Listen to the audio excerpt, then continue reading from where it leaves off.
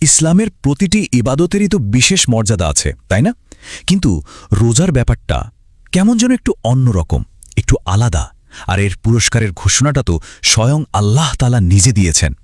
আজকের এই আলোচনায় আমরা ঠিক এটাই জানার চেষ্টা করব, রোজার পুরস্কারের পেছনের সেই গভীর আধ্যাত্মিক রহস্যগুলো আসলে কি। চলুন তাহলে শুরু করা যাক। শুরুতেই চলুন একদম মূল ভিত্তিটা দেখে নিই। এই যে হাদিসে কুদুসি, যেখানে আল্লাহ তাআলা নিজে বলছেন, রোজা আমার জন্য এবং আমি নিজেই এর প্রতিদান দেব। এটা কিন্তু কোনো সাধারণ কথা না, এটা সরাসরি আল্লাহর নিজের বাণী। ভাবা যায়, এই একটা বাক্যই কিন্তু রোজাকে একেবারে এক অন্য উচ্চতায় নিয়ে যায়। কিন্তু একটা প্রশ্ন তো আসেই, তাই না? এত এত এবাদত থাকতে শুধু রোজাতেই কেন এভাবে আলাদা করা হলো? কেন এর পুরস্কারটা এত ব্যক্তিগত? কেন স্বয়ং আল্লাহ নিজ হাতে দেবেন বলছেন? এই প্রশ্নগুলোর মধ্যেই কিন্তু লুকিয়ে আছে রোজার আসল সৌন্দর্য। তো এই রহস্যগুলো খোলার আগে চলুন খুব সংক্ষেপে রোজার মূল ভিত্তিটা একবার বুঝে নিই, তাহলে পরের আলোচনাটার বুঝতে আরও সুবিধা হবে। রোজাকে আরবিতে কি বলে? সম।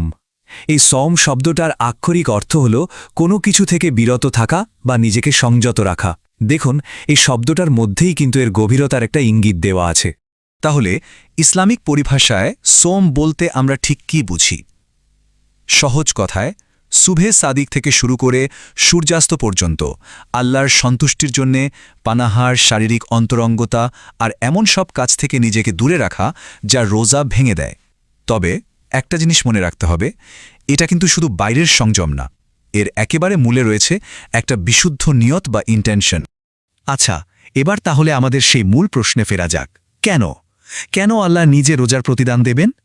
ইসলামিক স্কলাররা এর পেছনে 7টা গভীর রহস্যের কথা বলেন। চলুন এক এক করে সেই রহস্যের দরজাগুলো খোলা যাক। হ্যাঁ, ঠিক এই 7টা বিশেষ কারণই রোজাকে অন্য সব ইবাদতের থেকে একদম আলাদা করে তুলেছে। প্রথম রহস্যটা হলো, রোজা একটা পুরোপুরি গোপন এবাদত।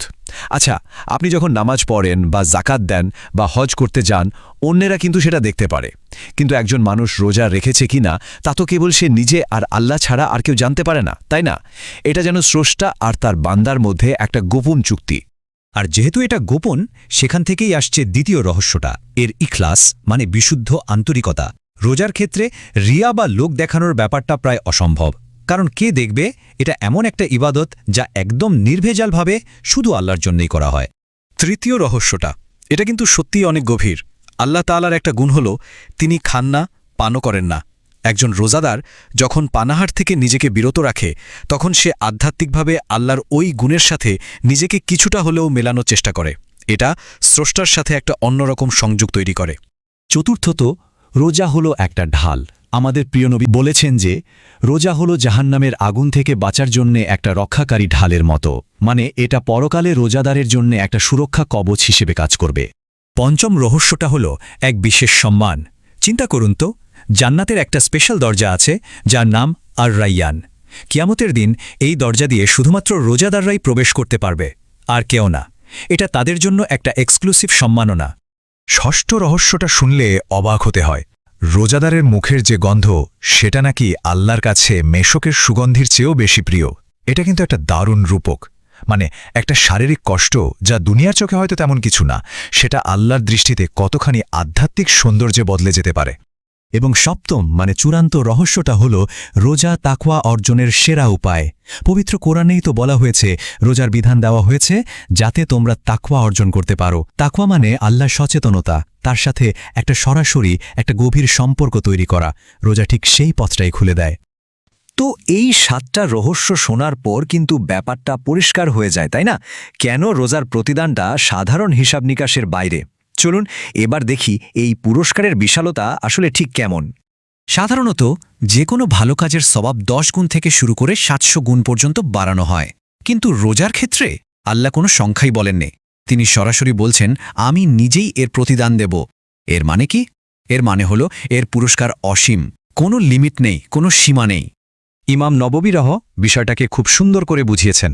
তিনি বলছেন, যখন কোনো রাজা বলেন আমি নিজ হাতে পুরস্কার দেব, তখন সেই পুরস্কারের মান আর সাধারণ হিসাব দিয়ে মাপা যায় না। ভাবুন তো একবার, বিশ্বজগতের যিনি অধিপতি, তিনি যখন এই কথা বলেন, তখন সেই পুরস্কারের বিশালতা কি আমাদের পক্ষে কল্পনা করা সম্ভব? এই যে অসীম পুরস্কার, এটা তো আছেই, এর বাইরেও রোজার আরও অনেক গুণ আর আশীর্বাদ আছে যা আমাদের এই জীবন আর পরকাল দুই জায়গাতেই প্রভাব ফেলে। যেমন ধরুন, রোজা আমাদের আগের সব গুনাহ মাফ করিয়ে দেয়, এটা গুনাহের কাফফারা হিসেবে কাজ করে। ইফতারের ঠিক আগ মুহূর্তে রোজাদারের দোয়া কবুল হয়। শুধু তাই না, এটা আমাদের অন্তর থেকে হিংসা বিদ্বেষের মতো ময়লা দূর করে দেয়, আর পরকালে সিদ্দিকিন ও শহীদদের মতো উঁচু মর্যাদা পেতে সাহায্য করে। তাহলে পুরো আলোচনার সারমর্ম কি দাঁড়ালো? মূল কথাটা হলো, রোজা একটা গোপন ইবাদত, আর এর যে বিশাল অপরিসীম পুরস্কার সেটা আসলে এর অনন্য, ব্যক্তিগত আর আন্তরিক প্রকৃতিরই একটা প্রতিফলন।